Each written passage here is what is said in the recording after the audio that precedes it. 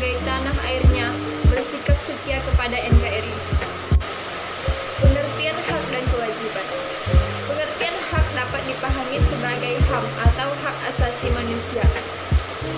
Menurut Undang-Undang Nomor 39 Tahun 1999 tentang HAM, HAM adalah seperangkat hak yang melekat pada hakikat dan keberadaan manusia sebagai makhluk Tuhan Yang Maha Esa dan merupakan anugerah yang wajib dihormati, dijunjung tinggi, dan dilindungi oleh negara, hukum, dan pemerintah, dan setiap orang demi kehormatan serta perlindungan harkat dan martabat manusia. Kewajiban asasi adalah kewajiban dasar yang harus dijalankan oleh seseorang dalam kaitannya dengan kepentingan diri sendiri, alam semesta, masyarakat, bangsa, negara, maupun kedudukan sebagai makhluk Tuhan Yang Maha Esa. Di Indonesia, antara hak dan kewajiban harus dipenuhi. Di samping hak-hak pribadi, seseorang terdapat hak-hak orang lain, sehingga masing-masing individu harus menghargai hak-hak individu yang lain, yang kemudian melahirkan kewajiban warga negara. Perkembangan HAM di Indonesia tahun 1945 sampai 1959, HAM sudah mendapat legitimasi yuridis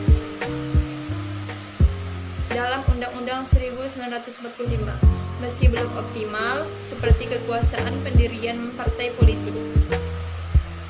Tahun 1959 sampai 1966, terjadi pemasukan hak asasi sipil dan politik seperti hak untuk berserikat, berkumpul, dan mengungkapkan pendapat dengan tulisan.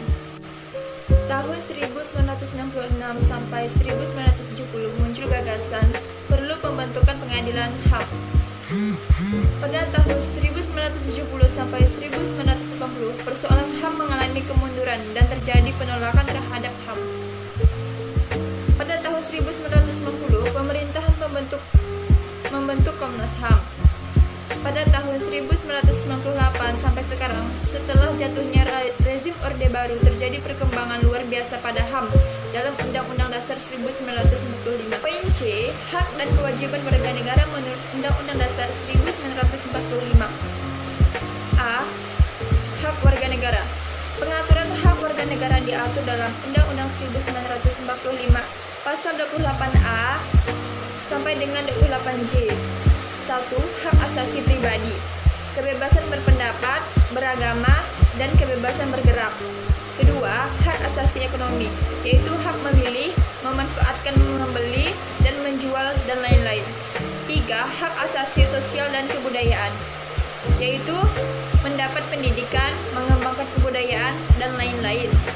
Hak asasi prosedural, yaitu mendapat keadilan, peradilan, perlindungan, dan lain-lain. Kelima, hak asasi politik, yaitu hak memilih, disiplin, berorganisasi, dan lain-lain. Keenam, hak asasi dalam perlakuan yang sama, yaitu hukum, pemerintahan, dan lain-lain. Poin B, kewajiban warga negara. Pengaturan kewajiban warga negara diatur dalam Undang-Undang 1945 Pasal 27, 28, 30, dan 31, yaitu membayar pajak, menjunjung hukum dan pemerintahan, menghormati hak orang lain, tunduk kepada ketetapan undang-undang, ikut serta dalam usaha peraturan dan keamanan negara, melaksanakan sistem pertahanan dan keamanan rakyat semesta, mengikuti pendidikan dasar, taat kepada negara.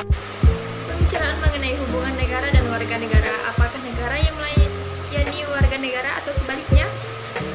Dapat merujuk pandangan para pemikir.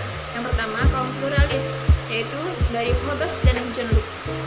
Masyarakat yang mendahului dan menciptakan negara, sehingga negara harus tunduk kepada masyarakat. Yang kedua, dari kaum Marxis, Antonio Gramsci. Dominasi kekuasaan ada pada negara. Negara merupakan institusi yang digunakan kaum berjuis untuk menjelaskan kekuasaan yang baik. 3. Kaum sintesis, Anthony Giddens.